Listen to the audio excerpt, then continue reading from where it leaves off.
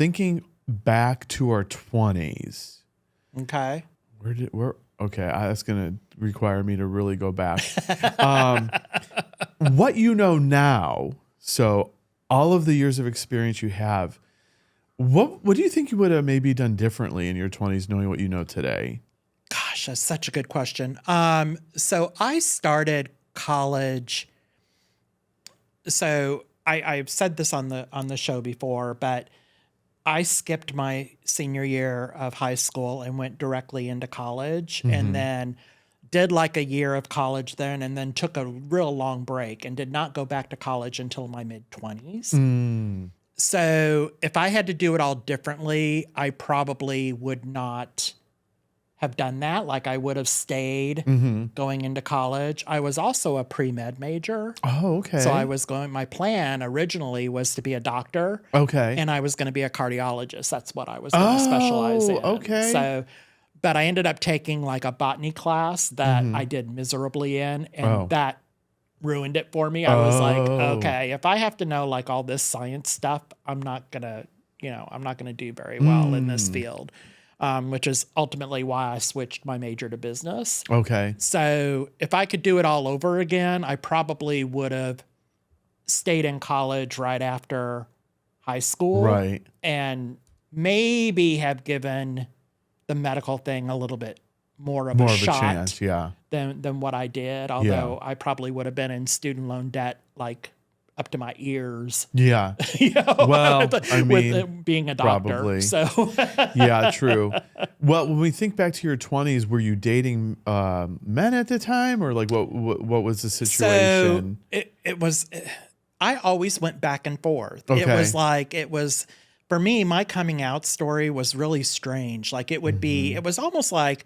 Okay, I would date guys for a while, and then I'd get burned by a guy, and I'm like, okay, I'm going to girls. Okay. And then, you know, I would date a girl and get burned, and then I'd be like, okay, I'm going back to guys. Like it wasn't until I was 30 before I completely said, okay, I'm exclusively guys. Okay. So it was a lot of back and forth, but I would say in college was where I first started like experimenting with that part because, again, I grew up in a small town, right? Southern Baptist, very strict, you're going to hell if you right. do anything. Yeah.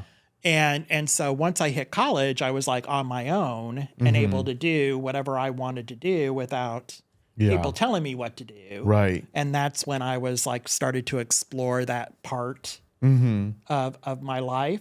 So yeah, I don't think I would change anything about that other than maybe coming out sooner, like maybe making the decision to come out sooner instead of going the back and forth.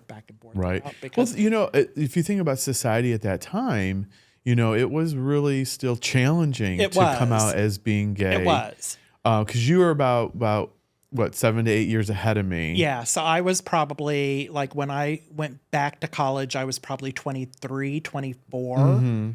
So, and I did hurt some people. I hurt, there were some girls that really were into me and really were in love with me that I ended up hurting because I could not be my true authentic self. And then when I finally decided to be my true authentic self, then I ended up hurting people, and I regret that. Like I wish I had. You were doing the best job you could at the time. I wish I had been more comfortable being my true authentic self sooner rather than, hurting the people that I had to hurt. I unfortunately, thinking back to my 20s, I had a girlfriend through high school and the beginning of college. And obviously she was hurt when I broke up with her. But I grew up very strict Catholic. Okay. It was a sin. You're going to hell if you're gay. Right. And so that's how I was brought up. And so for me to come out as gay, it was probably like 93. Yeah. Something like that. Yeah. It was still, very kind of controversial at the time. Will and Grace, I think, had just come out on TV and things like that. So it was becoming more mainstream, I think. Sure. A couple years after that, Ellen came out on her show. But yeah. If I had to do anything differently, what I think I probably would have done? Two things I can think of right away. I would have exercised and took care of my body better. For me, like that mental health component is I need that daily activity. And I definitely did not have that back in the day. And then I think I would have done a lot more international traveling.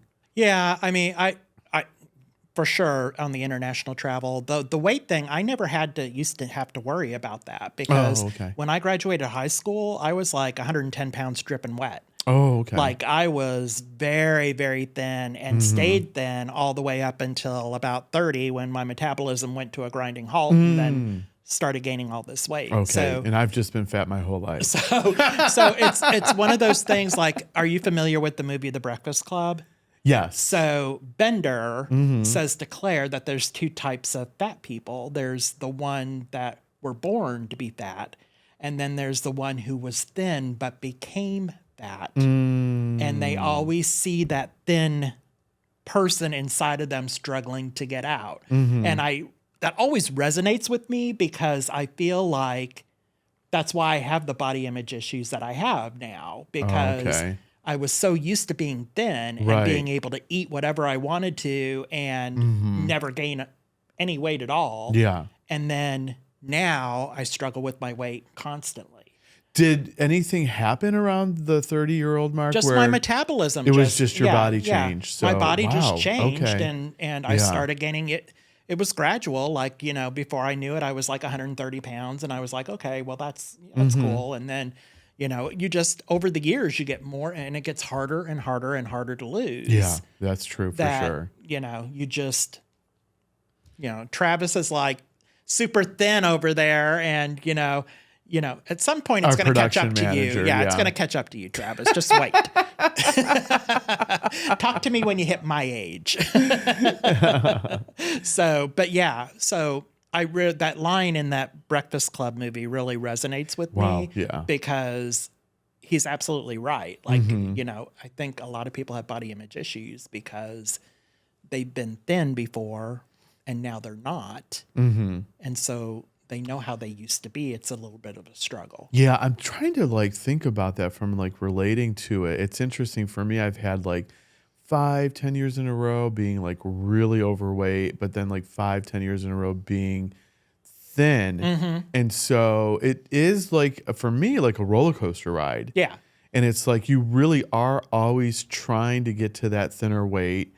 For me, and I'm sure you could probably understand this, Travis wouldn't, is that you've got 3 wardrobes. You've got your Absolutely. Yeah, you've got Yes. your one weight wardrobe that's heavier, your middle wardrobe, one, and your then your thin thin wardrobe, wardrobe. right. And you never want to get rid of the thin things Right. because you're going back. Right. But then 10 years later, things are out of fashion. No, that's exactly right. That's exactly right. So, yeah. Yes.